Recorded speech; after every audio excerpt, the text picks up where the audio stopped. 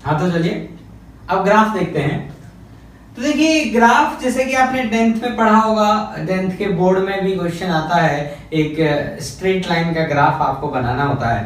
तो देखिए ग्राफ को आप ऐसा समझिए कि जब कोई भी फंक्शन होता है, कोई भी फंक्शन आप ले लें, जैसे हम ऐसे लिखते थे कि y = x² + 2, ऐसे कोई भी फंक्शन ले लें, y = x³ + 3, कोई भी ऐसा फंक्शन ले लें। तो इस फंक्शन में आप क्या करेंगे, x का वैल्यू पुट करेंगे, और जब x की वैल्यू आप पुट करेंगे तो आपको y की वैल्यू मिलते जाएंगी। जैसे मैं फॉर एग्जांपल आपसे बात करूं, जैसे मैं स्ट्रेट लाइन की बात करता हूं, जैसे मान लीजिए y = x + 2, तो इसमें जैसे जितनी x की वैल्यू आप पुट करेंगे उतना ही आपको y का वैल्यू मिलता जाएगा। x को 1 पुट किया तो y कितना आ गया, x को 1 पुट करने पर y आया 3। ऐसे x को कुछ -1 पुट करिए तो y कितना आया 1। तो ऐसे ही जब आप इसमें x की वैल्यू पुट करेंगे तो आपको y की वैल्यू मिलती जाएंगी। तो हम क्या करते हैं, इन x y की वैल्यूज को एक पेपर पे ड्रॉ कर लेते हैं, जिसको हम क्या बोलते हैं, ग्राफ। तो कैसे ड्रॉ करते हैं, तो देखिए आपको तरीका बताता हूं। तो जैसे मैं सिंपल एग्जांपल लेके समझा देता हूं, मैं यही समझा देता हूं कि लेट्स से y = x + 2, ठीक।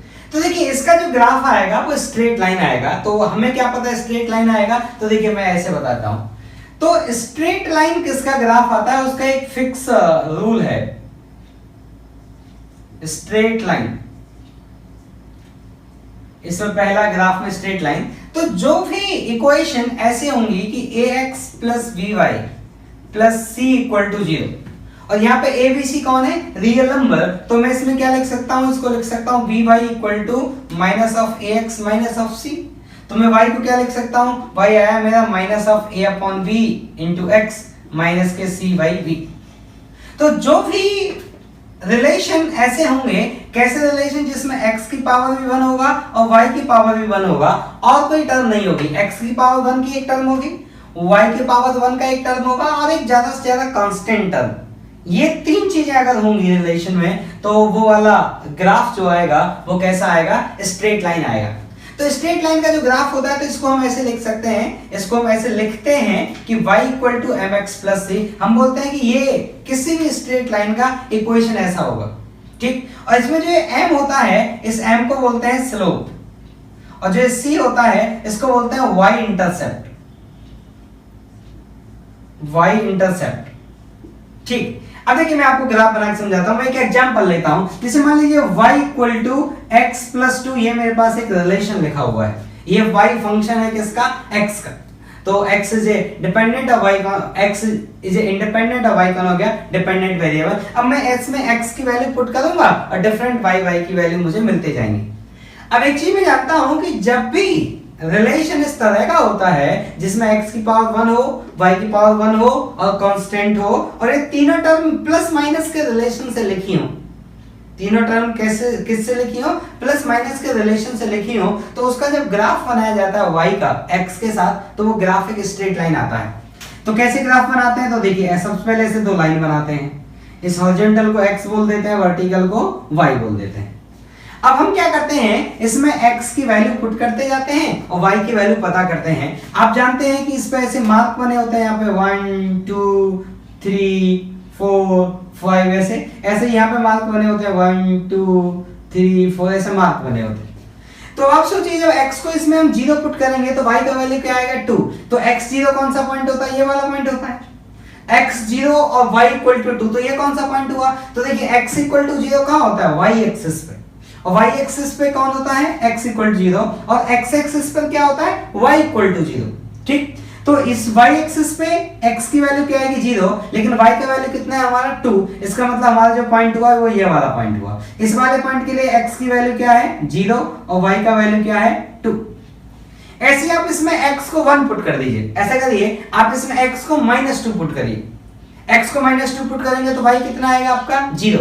x को -2 पुट करेंगे, इसका मतलब ये 1 और ये 2, मतलब ये होता है आपका -1, ये हो -2। x को -2 पुट किया, y आया 0। तो y0 कहाँ होता है, x एक्सिस पे, मतलब वो वाला पॉइंट कहाँ मिलेगा आपको, x एक्सिस में मिलेगा। कौन सा पॉइंट, जहां पे x क्या हो, -2 और y क्या हो, 0। तो y0 मतलब x एक्सिस, तो ये वाली लाइन x कितना लेना है, -2, ये वाला पॉइंट आया। इसका मतलब आपकी जो स्ट्रेट लाइन है वो इस वाले पॉइंट से भी गुजरेगी, क्योंकि ये वाला पॉइंट भी इसको सेटिस्फाई करता है। और आपकी स्ट्रेट लाइन इस पॉइंट से भी गुजरेगी क्योंकि ये वाला पॉइंट इसको सेटिस्फाई करता है। ठीक, तो इसका इन दोनों को आप ज्वाइन कर दीजिए। तो एक लाइन बनाने के लिए एटलीस्ट कितने पॉइंट चाहिए होते हैं? 2। तो जब 2 पॉइंट मिल जाए तो उनको ऐसे ज्वाइन कर दो। तो इनको ऐसे ज्वाइन कर दीजिए, इनको ऐसे ज्वाइन कर दीजिए। तो ये आया आपका स्ट्रेट लाइन, और इस स्ट्रेट लाइन का इक्वेशन कितना है? y = x + 2। तो ये हुआ इस y का x के साथ ग्राफ। कौन से फंक्शन का? इस वाले फंक्शन का। क्या है कि y as a function of x, और वो फंक्शन क्या है? x + 2। अब देखिए इस स्ट्रेट लाइन पे जो भी पॉइंट होंगे, जो भी पॉइंट इस स्ट्रेट लाइन पर होंगे, जैसे हम लिखते थे ना कोऑर्डिनेट, जैसे इस पॉइंट का कुछ x कोऑर्डिनेट होगा, कुछ y होगा, इस पॉइंट का कुछ x कोऑर्डिनेट होगा, कुछ y होगा, इस पॉइंट का कुछ ऐसे, इस पॉइंट का कुछ x कोऑर्डिनेट होगा, y होगा। तो इस पॉइंट के जो x y कोऑर्डिनेट होंगे ना, वो इस इक्वेशन को सेटिस्फाई करेंगे। सेटिस्फाई करने का क्या मतलब है कि जैसे इस वाले पॉइंट का x मान लीजिए x1 है और y मान लीजिए y1 है, तो यहाँ पुट करेंगे x1 और यहाँ पुट करेंगे y1, तो LHS को कैलकुलेट करेंगे, RHS को कैलकुलेट करेंगे, और ये दोनों क्या आएंगे? बराबर। सेटिस्फाई करने का क्या मतलब है? LHS = RHS। तो अगर ये वाला पॉइंट जैसे मैं जानता हूं कि ये वाला पॉइंट इस लाइन पे नहीं है, जैसे इस वाले पॉइंट का क्या होगा? ये 1 है, ये 2 है, तो इस पॉइंट का x कोऑर्डिनेट क्या होगा? 2, और इसका y क्या होगा? 0, इस वाले पॉइंट का।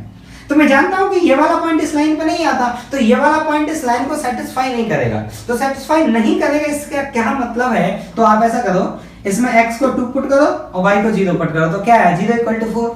तो क्या 0 = 4 होता है क्या? नहीं। इसका मतलब इस पॉइंट ने इस इक्वेशन को सेटिस्फाई नहीं किया, मतलब ये वाला पॉइंट इसकी लाइन का, इसका जो ग्राफ आएगा उस ग्राफ पर लाई नहीं करता।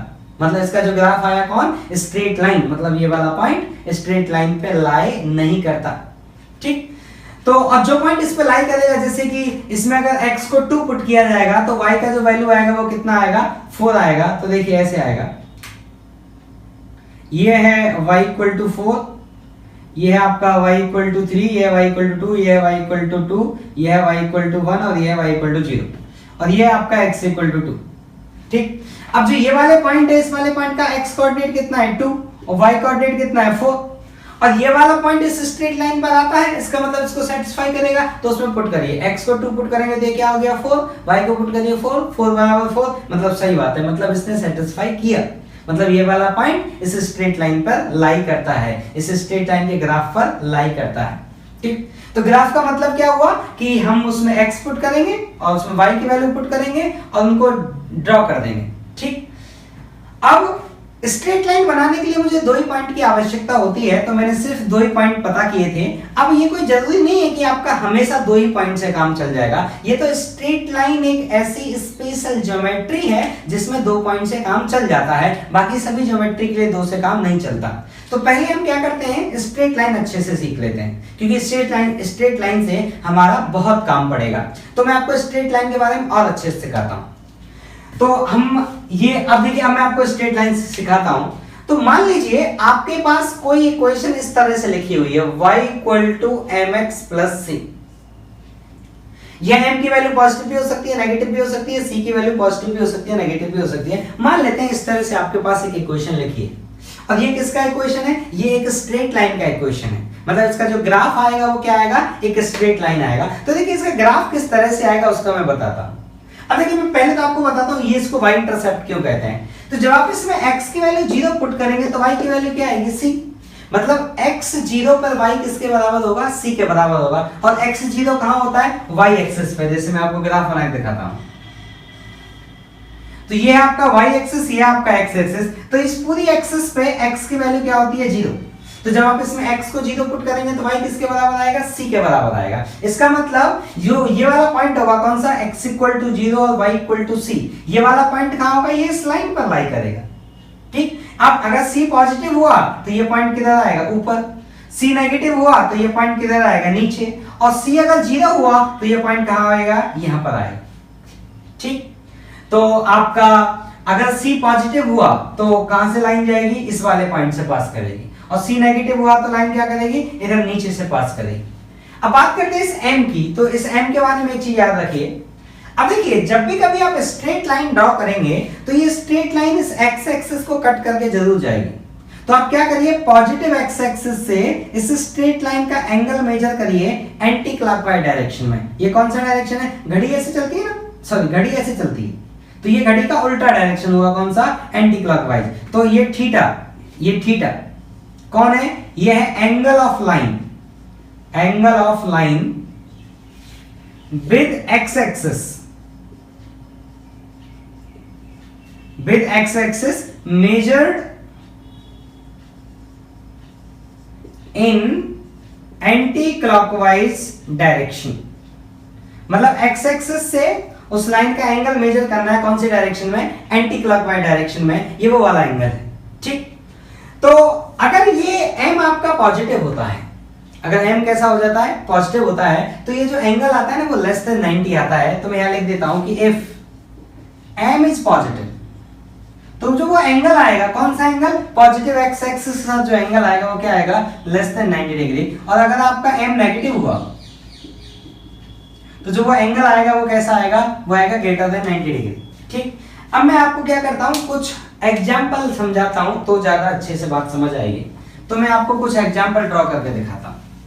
ठीक, तो चलिए,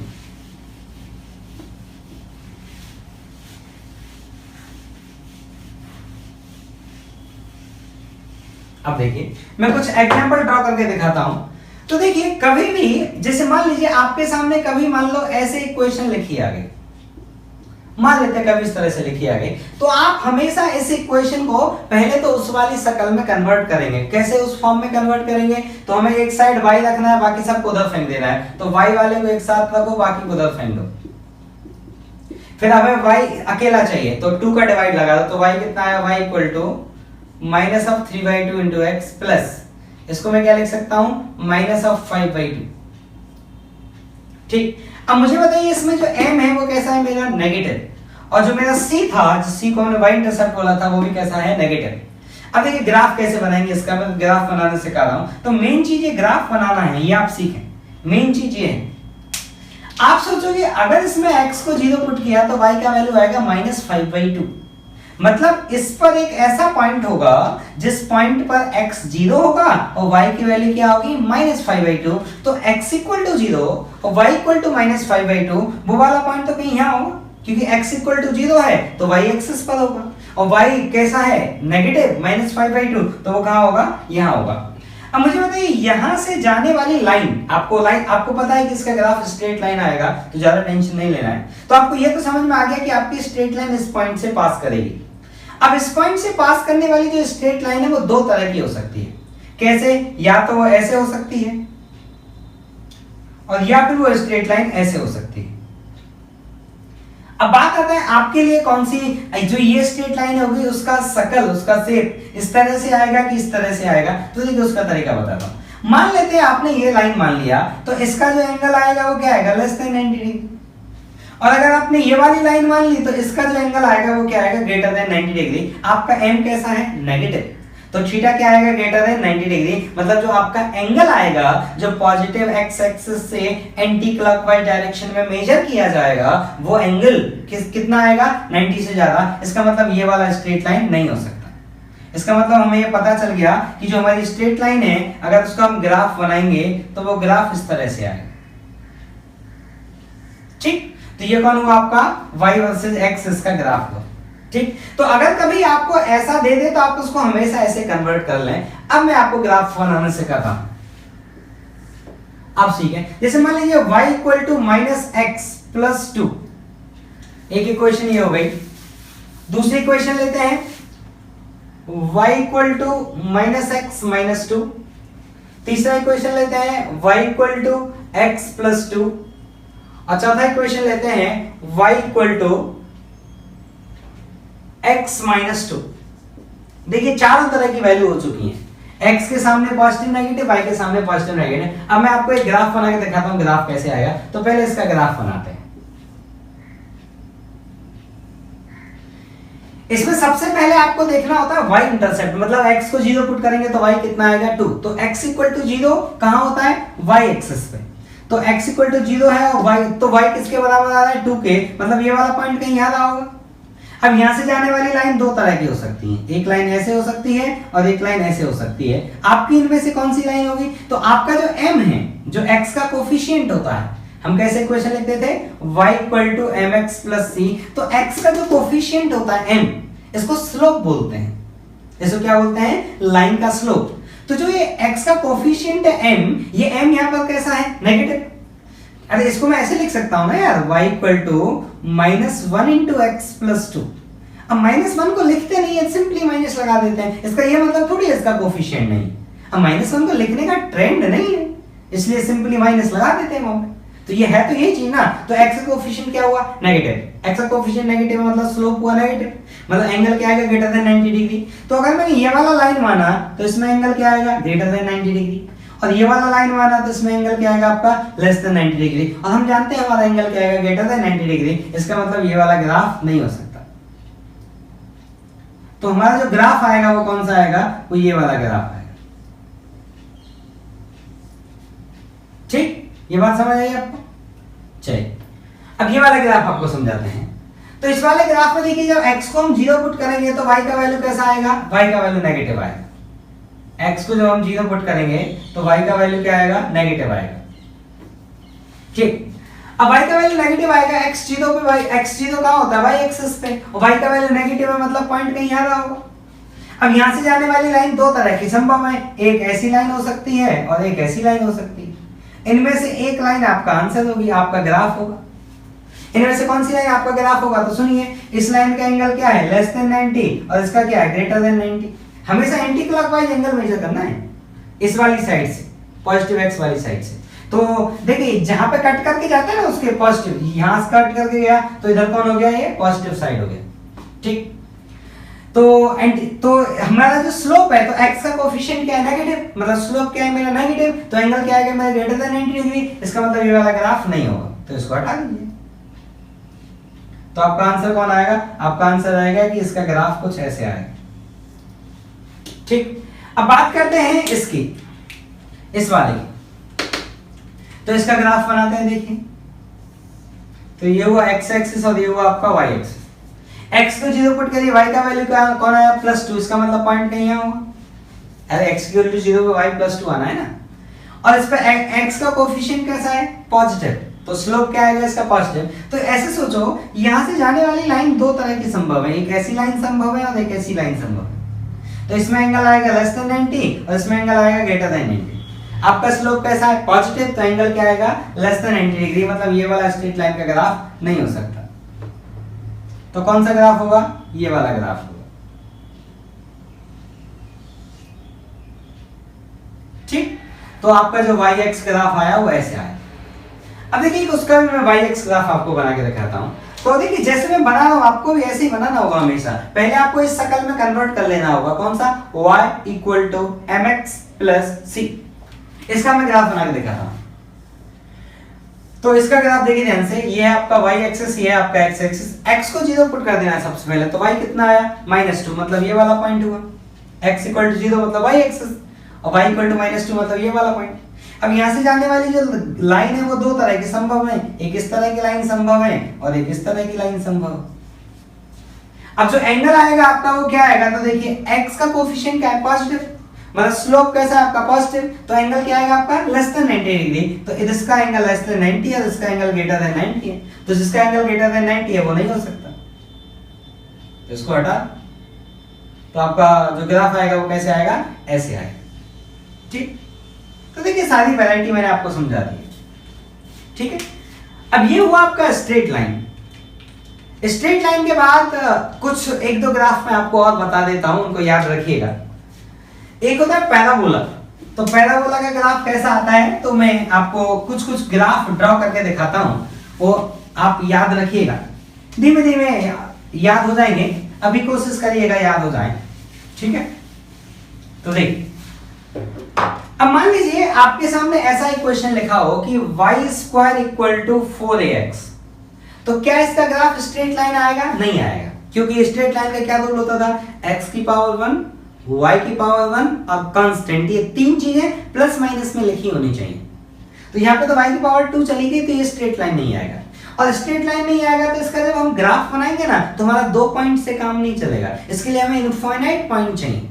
ठीक, तो देखिए ग्राफ कैसे बनाते हैं ऐसी वाली चीजों का, जब 2 से काम नहीं चलेगा तो हम क्या करते हैं, और a पॉजिटिव है, यहाँ पे गिवन है a is a positive constant,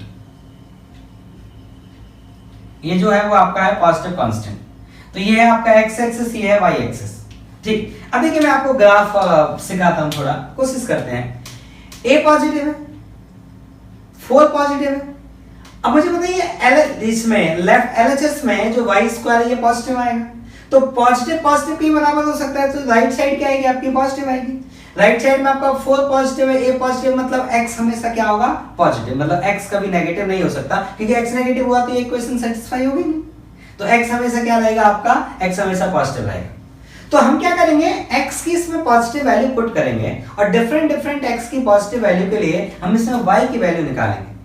तो जब y की वैल्यू निकालेंगे और जब उनको हम बहुत सारे पॉइंट आएंगे, तो पॉइंट कैसे आएंगे? देखो x 0 y क्या आएगा? 0। जब आप ऐसे समझिए a का वैल्यू 1 सेकंड के लिए 1 मान लीजिए, a का वैल्यू 1 सेकंड के लिए क्या मान लीजिए? 1। तो जब आप इसमें x को 1 पुट करेंगे तो y स्क्वायर आएगा 4, दोनों तरफ रूट लेंगे तो y कितना आया? +-2। तो y +-2 आया, मतलब x इक्वल टू 1 पे y की वैल्यू +2 भी हो सकती है और -2 भी हो सकती है। ऐसे हम x का दूसरा पॉइंट पुट करेंगे, जैसे मान लो x को मैंने पुट किया 4, x को 4 पुट किया तो कितना हो गया? 16, a को 1 मान के चलना है, तो y स्क्वायर 16 आया, तो y कितना आएगा आपका? +-4, मतलब जब x इक्वल टू 4 होगा तो y कितना होगा आपका? +-4।